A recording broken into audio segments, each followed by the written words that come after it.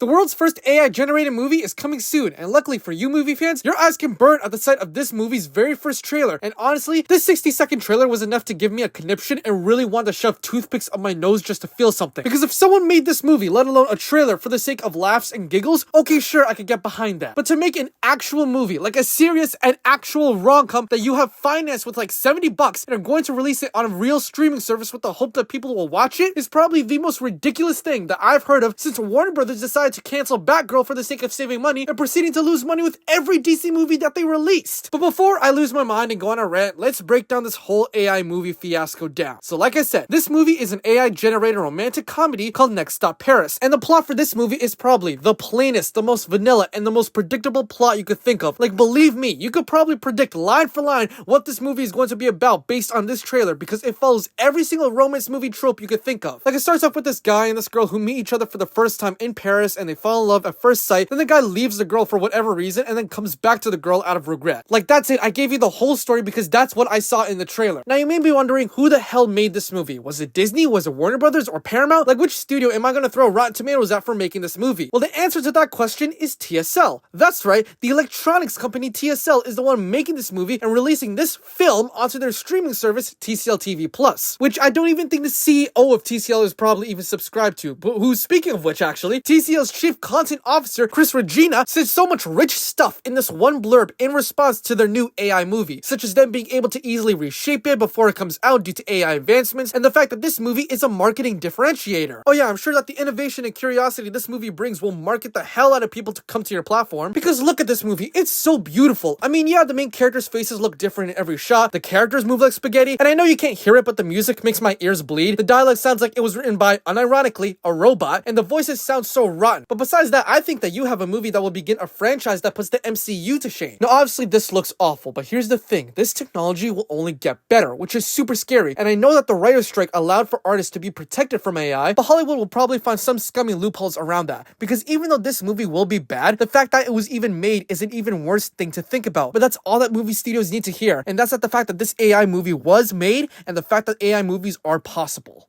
But yeah, that's it.